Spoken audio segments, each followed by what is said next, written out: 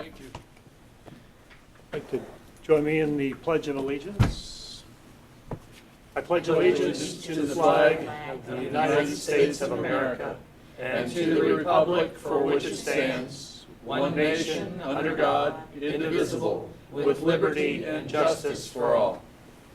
Thanks, Rex.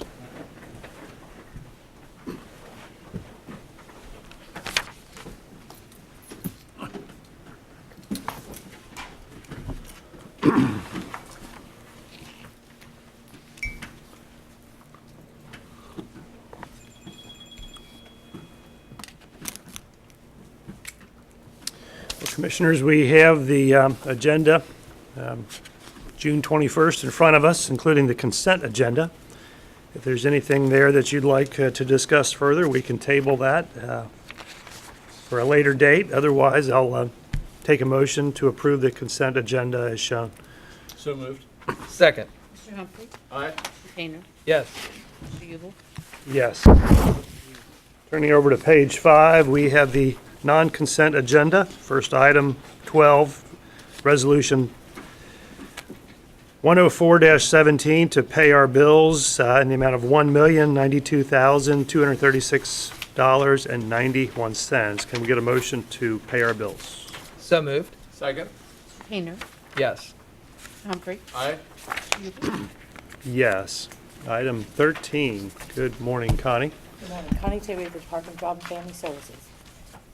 Item number 13 is the recommendation of Judy Eschman, the Director of Department of Job and Family Services, with the concurrence of Thomas J. Eigel, Assistant County Administrator, to execute an interagency agreement by and between the Board of Clermont County Commissioners, Clermont County, Ohio, Clermont County Juvenile Court, and the Clermont County Department of Job and Family Services, relative to the administration of the Title IV program in Clermont County, Ohio, with said interagency agreement outlining the responsibilities and duties as they relate to the population of delinquent or unruly youth in the placement and care and responsibility of Clermont County Juvenile Court, facilitating Clermont County Juvenile Court's ability to access Title IV foster care maintenance funding, and establishing a budget by the Board of County Commissioners for Clermont County Juvenile Court to utilize for payments to out-of-home placement providers for this population, with Clermont County Juvenile Court to reimburse the Clermont County Department of Job and Family Services for expenses incurred for contract and fiscal services in an amount not to exceed $5,000 annually, effective upon execution by all parties for the period of January 1 of 17 through December 31st of 17, pursuant to and in compliance with the terms and conditions specified therein, and contingent upon the issuance and receipt of a purchase order therefore. Okay. Then can we get a motion to execute an interagency agreement between the county, the Clermont County Department of Job and Family Services, and the Clermont County Juvenile Court with the contingencies as shown in item 13?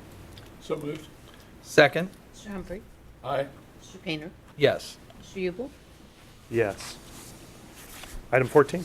Recommendation of Judy Eschman, Director of Department of Job and Family Services, with the concurrence of Thomas J. Eigel, Assistant County Administrator, to execute a broadcast contract by and between the County of Clermont, Ohio, and Hubbard Broadcasting Incorporated out of Cincinnati, Ohio, for the purchase of radio spots on WUBE and WYGY relative to the promotion of services and programs provided through Ohio Means Jobs Clermont for the purpose of outreach and recruitment of participants for a total amount not to exceed $31,200.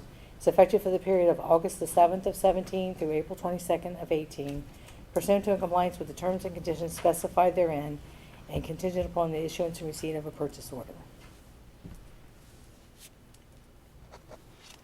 Can we get a motion then to execute the broadcast contract between the county and Hubbard Broadcasting, Inc. with the contingencies as referenced in item 14? So moved. Second. Mr. Painter? Yes. Mr. Humphrey? Aye. Mr. Ubel? Yes. Thanks, Connie. Good morning. Good morning. Item 15. Gary Bryant, Court Administrator for Juvenile Probate Court. We have a recommendation of Judge James H. Shriver, Clermont County Juvenile Court, with the concurrence of Stephen H. Rabel, County Administrator, to authorize David H. Ubel, President of the Board of County Commissioners, to execute an Ohio Department of Youth Services juvenile court grant agreement and funding application by and between the Clermont County Board of County Commissioners and the State of Ohio Department of Youth Services, 51 North Street, Columbus, Ohio, for and on behalf of the Clermont County Juvenile Court for Reclaim Ohio 401 Variable Grant Subsidy Programs in the amount of $1,007,895.05, and the Youth Services 510 Base Grant Subsidy Program in the amount of $275,664, and carryover funds for competitive reclaim and detention alternative and enhancements in the amount of $85,000 and $22,000 respectively, for a total availability of program funding, therefore, of $1,523,559.05 for the fiscal year 2018, which is July 1st, 2017 through June 30th, 2018, for the biennial period commencing July 1st, 2017 and ending June 30th, 2019, pursuant to and in compliance with the terms and conditions set forth therein. Gary, I know we've done this year after year, but it's a significant part of the budget as a grant. Any comments? Just to let you know that the grant agreement is a 2-year grant agreement. That puts our programs in place for 2 years that we do, the community-based programs that we do for our juvenile court kids. It will be updated next year for the allocation, the budget part of it, but the grant agreement is for 2 years for the programs, and each year we come back and update the budget part of it as well. Great. Can we get a motion then to execute an Ohio Department of Job or Youth Services juvenile court grant agreement and funding application between the county and the State of Ohio Department of Youth Services as referenced in item 15? So moved. Second. Mr. Humphrey? Aye. Mr. Painter? Yes. Mr. Ubel? Yes, thanks, Gary.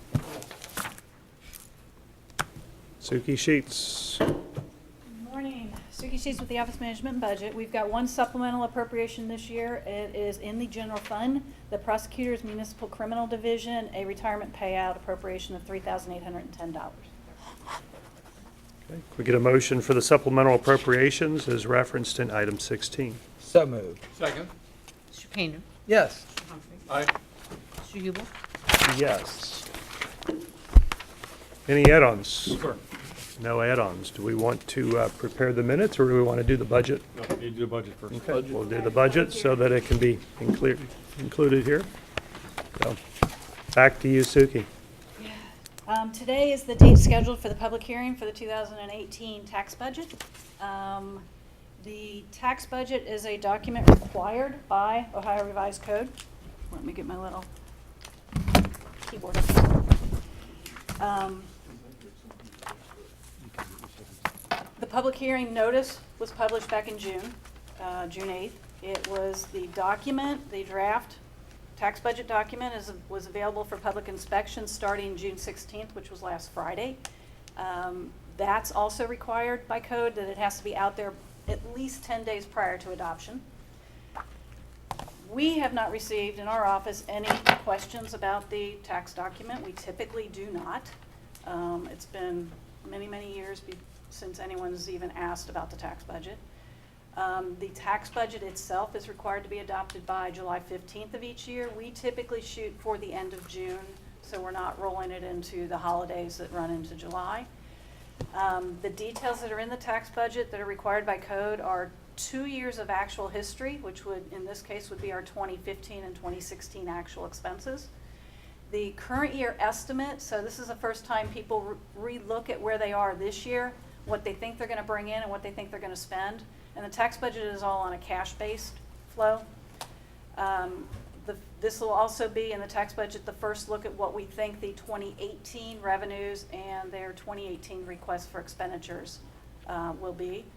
And the cash balance of every one of the funds is detailed in the tax budget. So we have actual cash year-end balance at the end of 15, the end of 16. We have a projection in the tax budget of cash balances at the end of 17 and the end of 18. So that's what's required, and it's actually also required that it gets split out between personnel cost, capital cost, debt, and other expenses. So those are the expense breakouts that you'll see. The detailed tax budget you have a copy of. You also have a copy of these slides with some additional slides that are additional summaries of the tax budget roll-up. The budget for 2018 includes 139 funds that are to be appropriated by the Board of County Commissioners. There are about 113 of those funds that have expense requirements for next year. So we'll end up, there's 139 that you have responsibility for. The difference between that and 113 are funds that don't, they have cash balances, but we aren't planning on any expenditures out of those in 2018. As we've done for the past couple of years, the proposed tax budget that we are presenting today is as the departments and elected officials and agencies have requested their expenditures and revenues. So we have not done any adjustments to them. We have not tried to balance them to resources. We will do that as we have been doing at the appropriation time.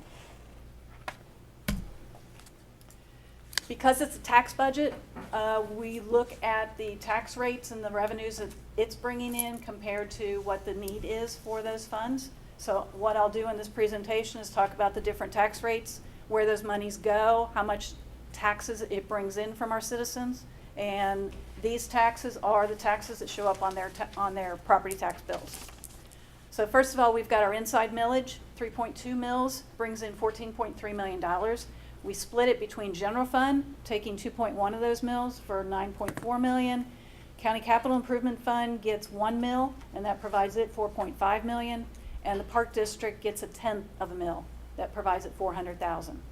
That is all the unvoted inside millage rates. When we get to the outside the 10 mill, the voted, we're looking at 6.6 mills. And when you get into these, yeah, it's the mills that were approved, but keep in mind that it may not be the effective millage rate. So alcohol, drug addiction, and mental health has a 0.75 mil, bringing in 3.1 million. These are all for next year. Children's services is 0.8, bringing in 3.3 million. Developmental disabilities has multiples, but they add up to 3.25, which brings in 12.9 million. Senior services is 1.3 mil, bringing in 5.4 million. And Park District, their new voted levy is $0.5 mil, which will bring them an additional 2.1 million. For a total millage across all of these, both voted and unvoted, that the board is responsible for is 9.8 million, bringing in 9.8 mil, bringing in $41 million from tax bills. So I'm going to hit each one of these a little bit. Stop me if you have any questions, but we're going to start with general fund. General fund is our largest discretionary fund of the county. It's a 2.1 mil tax. It brings in a portion of the general fund revenues, not much of it, you'll see in a minute. It does cover 20 of the 21 elected officials, and it provides a multitude of mandated services across all of those elected officials. If you look at the general fund balance, now this is actually the general fund balance, that line, year-end fund balance, does not include our budget stabilization fund, which is now up to $5 million on top of that. And it also is reflected here to show total revenues and total expenses. And if you remember, I tried to segregate out our operating revenue from our non-operating. Our operating is our ongoing, our non-operating is our fluctuating revenue from one year to the next, or dedicated revenue for a dedicated source. The total revenue and total expense change, you'll see where we've brought in, except for 2015, we have brought in and plan to bring in more revenues than we have expenses going out. Of that revenue stream, which is the light blue, we've got $9 million of that is property tax, so you'll see that it's not the majority of our revenue stream in the general fund. The expense side of it, we'll get into a little bit more, but the 15 and 16 are actual, and 17 is where everybody sees this year ending right now, along with the request for 18, so we're about flat. The 18 requests are about flat with the 17 overall expenditures. The revenues for general fund come mostly from our sales tax, and that has been the case. It has been growing to become a larger portion of our tax revenues. We are now up to 50%. Wasn't too long ago that we were just creeping over the 40%. Property taxes, you'll see, which is what we're talking about on the tax budget, is 8.1 million here. The rest of the property tax that makes up that 9 shows up in intergovernmental because it comes from the state as our homestead and rollback funds. Charges for services is our next largest piece, but we're looking at a total of $60 million with half of our revenues based on our sales tax. The good thing is our sales tax this year continues to grow at a very nice, healthy rate. We are up about 6% the first quarter, and we just saw the state publish their first quarter year over year, and across the entire state, they're averaging only 2.3. So we are doing much better than the overall average. And Moody's is watching that. This is where I get the information from. It was shared with me. Moody's keeps an eye on that because they're very worried about the counties in Ohio and the impact that the managed care sales tax loss could have on some of them. Suki, is it a fair question to ask, is that increase higher than the rest of the state because of the automobile dealerships we have, or is it just regular sales, retail sales? Keep in mind, the auto sales tax comes to us based on our residents. So you could go buy an automobile in Hamilton County, Butler County, Warren County, wherever. We still get the sales tax. So it's not the dealers. Or backwards, if people buy in In Clermont Claremont County and they live live in someplace Hamilton else. County, Exactly. So it's they- not the sales dealers. tax goes to So it Hamilton. really is, it's the stores, the retail sales that we have at our local stores, and it's the Amazon collection of our online sales. Obviously, we don't get sales tax on all online sales, but we are now starting to get some from the Amazon sales. Okay. So, and, and you gotta believe, if you look back a couple of years at what Eastgate's done, the improvements at Eastgate and the new stores that have opened are not hurting this number. So I think we're seeing some nice growth from that area. So this includes all the loss of the managed care organization? The 2018, thank you for bringing that up. Right now, in this tax budget, we have not taken out a loss for managed care because what I'm hearing from the state is they're at least gonna make us whole the first year. This would be the first year. So if it goes away, we'll start seeing it in 2019. And it's still up in the air as to whether it's gonna go away. I mean, I'm hearing he doesn't think we need to be, the governor, doesn't think we need to be made whole forever.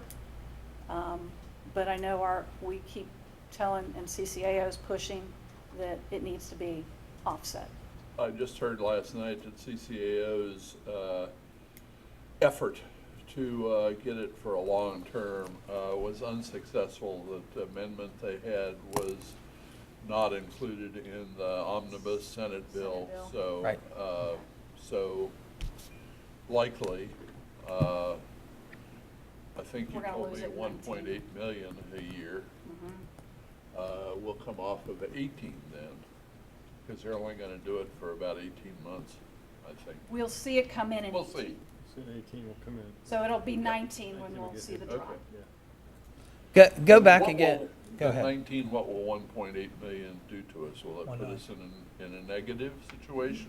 No, because, well, let me put my crystal ball back out Okay. on county sales tax. Yep. If we keep going the way we're going and we still keep seeing some growth in that area, I don't think it's gonna put us in negative. What I had projected originally was flat. Okay. So, flat hurts when costs are increasing. Right. But, it's not, we're not gonna be as bad as some of the counties. Talking about auto sales. Yes. You were talking about collection of tax. Yeah, it doesn't matter where you buy an automobile. It's based on where you live and, Yes. and what your residency. Even if you buy out of state, Correct. when you come back, all you get is a bill of sale, and then you have to pay your tax You're supposed to pay for that use for tax. switching the title over. But So they'll get you, exactly, they'll get you the title. Even, Correct. We'll get it on used car sales. I always said that was kind of a racket because you pay sales tax when you buy it. Every you pay time it sales tax exchanges. When you sell it. a good used car that hangs around for 20 years generates That's a lot of sales tax, no doubt about it. It gets sold several times. But do you know what the percentage of that is, dealerships versus retail sales? I mean, I would think that, Dealerships versus secondhand sales? yeah. I think that's on that detail list that we get. Yeah. But vehicle Yeah, that'll be sales, interesting. vehicle sales here in Clermont County would count for a large large portion of the taxes It that's is one of the collected. bigger ones. Yes, no doubt.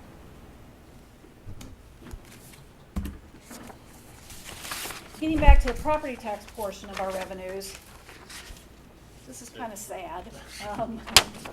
We used to bring in $10 million in property taxes, and we're not back there yet. We took the big hit with the revaluation, and we have not recovered completely from that. The 2018 estimate has a growth in it because of the reval, and we'll see what that materializes to in 2019. But I think what's happening is some of the growth that we're seeing is being TIFed. There's about $241 million worth of assessed TIF value, which brings in, for every mill, inside millage, that's $241,000 that we're not getting.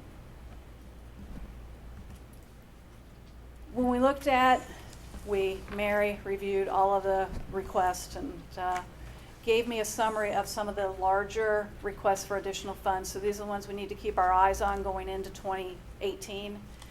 Juvenile and probate court is asking for another $310,000. It's a combination of people and new work that they're doing, mostly through this trauma, new programs he's starting. Just a quick question on that reevaluation hit.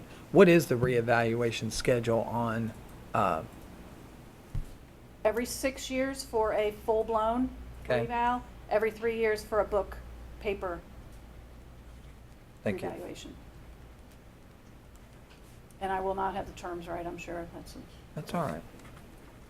Every 6 years they're supposed, or every 6 years, yes, they're supposed to go look at the property. Okay.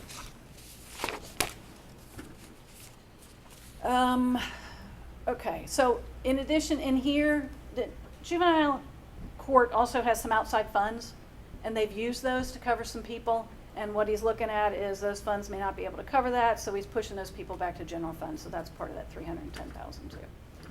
Board of Elections, this is an off year, 2017, an off year election. Next year will not be, so they're planning 2 countywide elections, but they have the poll worker pay increase in their request also. So that's $236,000 over what we have appropriated this year. Building inspection has new positions, promotions, as well as added cost of maintenance of their new software. That's $127,000. Sheriff and adult, $127,000. Sheriff and adult detention, $127,000 increase. The caveat on this is that there is no salary increases here because all of their bargaining contracts are open this year. So they will come up for negotiations. And then public defender is looking to increase the hours. They are currently a 70-hour-a-week full-time position. They have quite a few part-time stills, and they're looking to increase hours on their public defender people, so that's amounting pretty much to $116,000. So those are the large ones. That's anything over $100,000.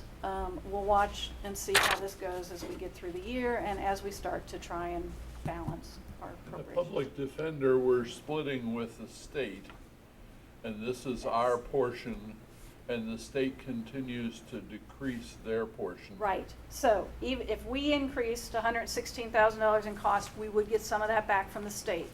At what level, to be determined, Yes. depending what they put in the budget for the State Public Defender Commission. So that was general fund. Now let's talk a little bit about our next inside millage allocation. This one goes to the county capital fund. The fund balance, as you can see, we've been at about $10 million at the end of 15 and 16. The revenue stream, 4.3 million of that is our property tax, and the rest is typically it'll be grants coming in. We've got the airport maintenance runs through here. We'll have sale of property. We had some of that running through here. Disbursement side, you'll see the big peak in 2017. That's because we have the new projects going, and I'll get to that details of the 5-year plan here in a minute. But once we do this, if this materializes this way on schedule, that fund balance will go from the 10 million down to the 2 million. The target is $1 million, to hold $1 million in this fund in case something comes up. With the continuation of some of the construction projects into 2018, you'll see we drop it to about $1.3 million. Now, that 2017 number of $5.7 million also includes $1 million of general fund contribution. You'll see, because we had to do that to keep us at our, above our $1 million level here. By a little more detail on the county capital fund, you'll see the 4.3 coming from property taxes, the fluctuation of the other receipts, this year $1 million from county capital and $500,000 from grants and miscellaneous. Where the money's going, we've got $13.4 million going into new building construction over this 5-year plan. We've got the engineer building, the records center, and the juvenile and domestic expansion takes up about $10 million of that. We've got $2 million in that, across that whole 5-year period, about $400,000 a year, going to roads through the TID agreement that we have to contribute money every year to the road improvements in the county. The building maintenance, we keep that about $700,000 to $800,000 a year. We're a little bit higher this year because we've got the grant in there for the airport runway extension. That's about $100,000, and we have some larger maintenance in for this year, about $255,000 for generators. So that's, you'll see it bump every once in a while. Equipment is mostly the vehicles and just miscellaneous equipment across the county. We're a little high in 17 because we've got in there the Permit Central permitting, the new EnerGov permitting program at $230,000, and finishing up the LIDAR. You did a contract last year, final payment will go out this year. That's about $80,000. The communication system should finish up this year. That's the final antenna or towers and equipment.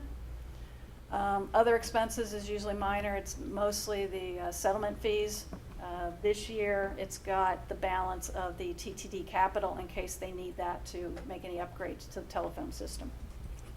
Suki, on the new construction, you said it, but it's the record center, the engineers. Records, engineer, and juvenile and domestic make up $10.5 million of the 5-year, $13 million plan. Okay, thank you. So that's the county capital, and you'll see where it's dropping to the dropping to the 1 million.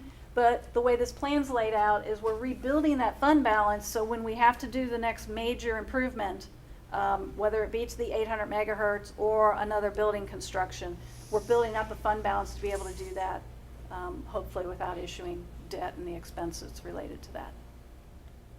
So we'll get back up, at this kind of a plan, we'll get back up to $8 million by the end of 2021.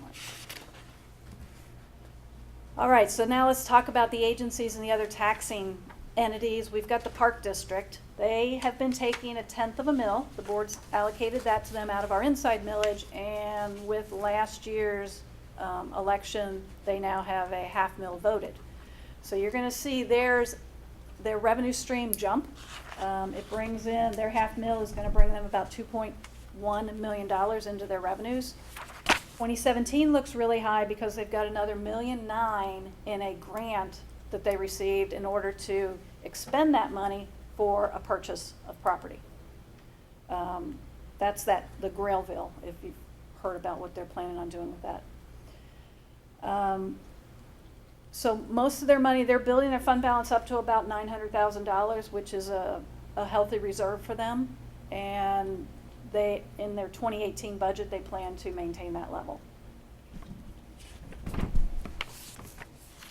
The next entity with tax money is the Alcohol, Drug Addiction, Mental Health Fund. They've got their $0.75 of a mil.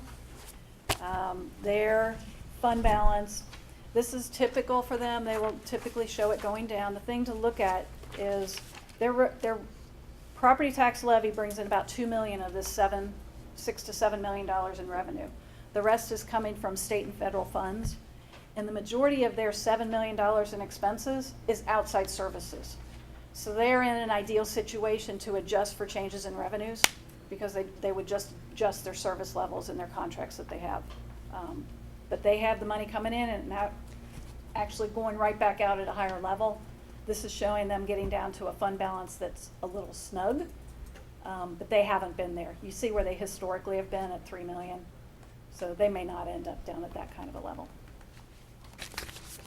But this is opiate addiction Yes, problem. and they need, the issue they have to watch is drawing their fund balance too far down to the point where they don't have the funds there to manage their cash flow needs.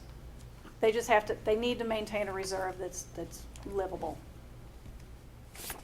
But yes, that's, most of those services are opiate. It's not, their expenses are not people-related, in-house people, it's outside services. Then we have our 0.8 of a mil Children's Services Fund. This is just the levy funds. This is an $8 million revenue stream, but only $3 million of that comes from the levy. You got $4 million in there from state and federal money. You've got general fund contribution, and the contribution from the public assistance fund makes up the rest of it. So they've been sitting at about $600,000. With this plan, they're going to draw it down to about $300,000, and that's a distinct possibility with this, with what's going on with some of the placement costs. Developmental disabilities. Their total levy of 3.25 mil in 2015 and 16 brought in a little over $9 million. In 2017 and 2018, it's going to bring them $13 million. So they have a $3 million increase in their revenue stream, and that's due to the increase in the taxes. Their ability to overspend as far as their disbursements is directly related to the money that they draw down from the state for the services they provide. Is that? Ability to overspend? I mean, the fact that their revenue is 17.6, but they usually do disbursements that are 18.5. Yeah, what they do is at the beginning of a levy, and this is with most of the levies that have an effective rate. Mm-hmm. The largest portion of your revenues is going to come at the beginning of that levy when you're working on the full effective rate, and then it's going to taper off. The reason I asked that question is because when I was over there and they showed their financial sheets on there, their revenue in was about 13.5 million. And the difference between the 13.5 and the 18.5 was their ability to draw down, obviously, to gain state revenues to make up that $5 million. This includes their state revenues. Okay, So they're drawing down state revenues. It's coming into here. right. Um, I just 2 mean it's million levy versus levy plus all the Yes. state. Yeah. Right. They're doing that. Now, they cannot continue expending more than they bring into this fund because they will go broke. Right. And we can't have that happen with the way we have to manage our budgets. What I was trying to get at is they typically will show a drawdown of their funds because they will spend the levy funds. Then once the next levy Right. renews, it'll pop it back up Pop it back again. up. They'll start to build their balance knowing that they have to hold that for, I think most of theirs are 5 years. You know, Theirs are mostly continuing. some are continuing, not all of them. but one. Mm-hmm. Oh, all but okay, one. so there's only one that's a 5-year? Mhm, Okay. Mm-hmm. Is that new? Were they always continuing? No, we just did replacements that's- continue last year. So he Mhm. changed Yeah. it to a continuing. Mhm. Okay, so then they're gonna have to watch it with the effective rates. In each of those bars, in both the revenues and the expenses, they transfer money from their, what I would call their general fund, to their residential, disabilities residential fund. I'm trying to get the right name of the fund. $2 million on each one of those. Okay. So you can back out 2, we get down to 15. They bring in about $3 million a year from the feds and the state. Mm-hmm. They bring in about $1 million from the school. $500,000 in this is from mental health, from some of the services that mental health provides. They provide it through developmental disabilities. They pay them for stuff. So they do have multiple sources of funds, and they have to manage all of those within their revenue stream to cover all their outgoing expenses. Next, we get to senior services, 1.3 mil property tax. This is just the senior services levy fund that we hold at the county. So we bring in $5 million, we spend $5 million, and the reason it's like that is we have a contract with Clermont seniors, and we pass all that money through to them. So it comes in and it goes out. We never usually have a fund balance. You'll see it's going up a little bit, but it's pretty much holding it at where it's been. They then take the money we give them and add to it their state monies or their fees or, whatever other stream of revenue they have and manage outside of these funds. This is only one piece of what seniors has to support their operation. So that's it for the levies. Let's look at a real quick summary of all of the funds that the board is responsible for appropriating. When we look at expenses, and I've broken it out on here by type of fund. So we've pretty much talked general fund. You'll see total expenses at 57 million and 55 million the last couple of years. We're about 58 million this year. Again, that's total. That's not split between operating and non-operating. The discretionary capital, really there's only two funds left in there. The county capital fund, actually there's three. The county capital fund, the planning and development fund, and there's one tiny fund left for the auditor's munis system. Those will fluctuate with that capital plan we went through, and you'll see in 2018, because we're wrapping up the projects, we anticipate wrapping them up this year. In reality, that $15 million will move to 18 as far as expenses go. We won't get all that spent in 17. Special revenue funds fluctuates a lot, and it's because there are so many different funds in there and they have different aspects that cause their expenses to change. In 2015, we had a large investment from the engineer out of the motor vehicle and gas tax fund in road projects. And that dropped off tremendously in 2016.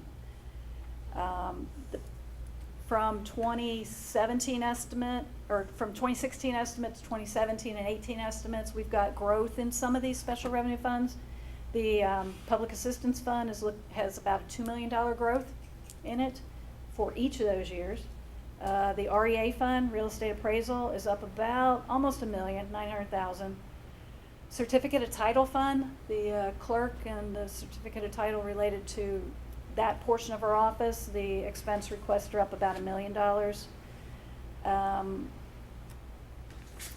The RIDs, our RID funds are in the special revenue fund. Those are our residential improvement districts, and those are up because we have growth in those developments, so we're looking at about $800,000 increase in those.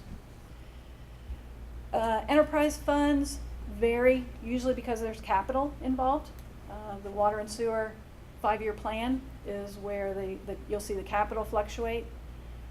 The outside agencies, we've got developmental disabilities up $3 million because of their new levy funds. Mental health's up $1 million. Family and Children First is about $200,000. Parks up there $3 million. Half of that's from the grant. And the rest of them aren't that major. Internal service funds are our telephone, our fleet, our TTD, our fleet, our telephone, our health, and our workers' comp. Those will change from one year to the next. If you remember, we had a really bad year last year on health insurance claims, and we had to appropriate additional funds to cover that. Those are expected to drop off a little bit this year, but we do have a larger increase in health projections going into 2018. When we get down to the debt funds, special assessment debts, you'll see that taper off, $960,000 in 2015. It's as the debt schedules drop. We have special assessment debts are on the books for 20 years, and they're starting to fall off now. We're losing about one a year, so that's a good thing because that falls off the people's tax bills too. The general obligation debt is kind of a misnomer. It was a special assessment debt that was issued with a general obligation debt in 2003. That is the Stone Lick Olive Branch interchange. That will drop off in 2023, but that is an assessment that's on the properties in that area, and it's going to fund the balance of that debt. Then we get into the OPWC debt. This is just the OPWC debt that we have funds segregated out. We have OPWC debt in the enterprise funds. They're just not a debt fund. They're just part of the enterprise. This is the motor vehicle and gas tax, the engineer's OPWC debt. We've got 4 projects in there that he has 20-year loans, and he just got one this year for a 25-year loan. So that will actually increase, you'll see his debt service going up from 80 to 100, 120. He's got an additional $40,000 a year debt from this new Monroe Township.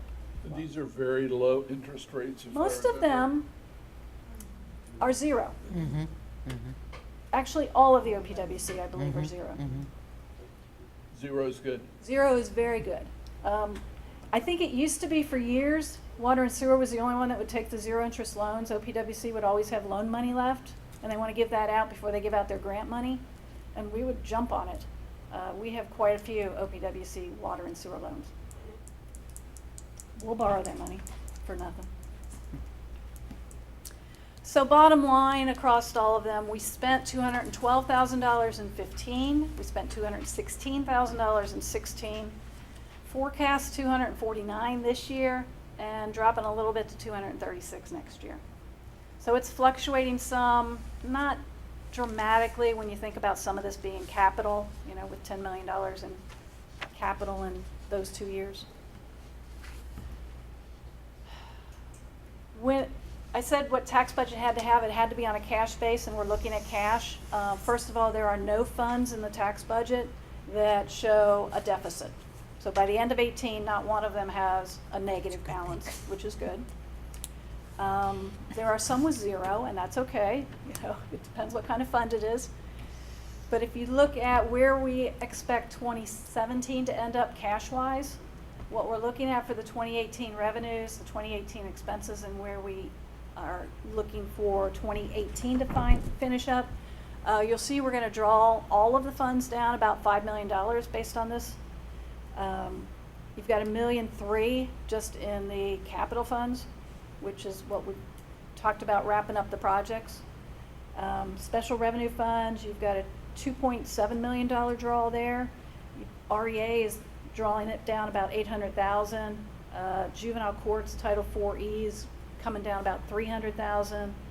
DJFS across all their funds, children's services, child support, and public assistance, there's about a $400,000 draw.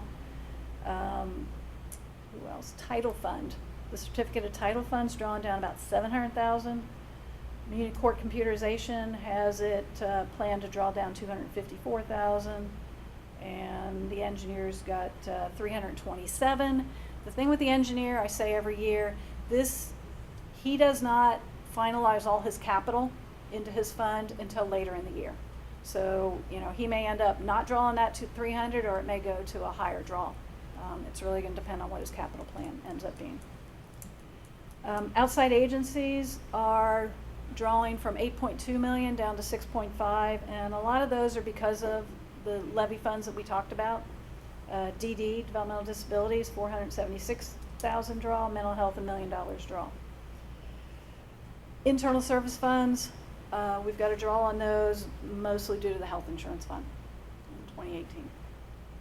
That one we'll try and balance out before the end of the year when we come up with final rates and contributions from the departments and the employees and claims expenses.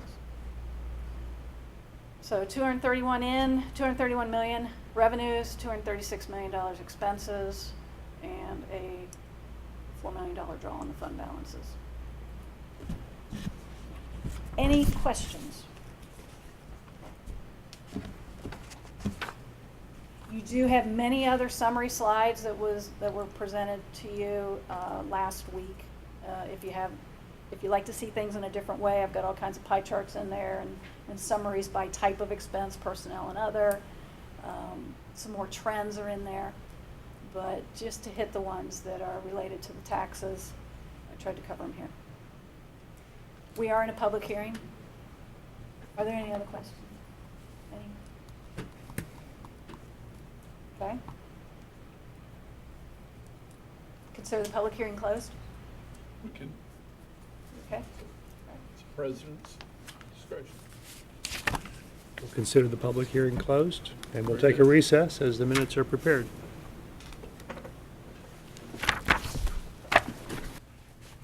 Yes. Do we have a Republican? No meeting till September. Okay, good. All right, we are back from recess. The minutes were prepared during that time, and the commissioners have a copy in front of them. And after reviewing them, if we could entertain a motion to approve the minutes from January 21st, 2017. June. Oh, June, yeah. Starts with a J, yeah. I know. So moved. Second. Mr. Humphrey? Aye. Mr. Painter? Yes. Mr. Yule? Yes. All right, can I entertain a motion then to adjourn? So moved. Second. Mr. Painter? Yes. Mr. Humphrey? Aye. Mr. Yule? Yes. Thank you for coming on June 21st, 2017. We'll see you next week.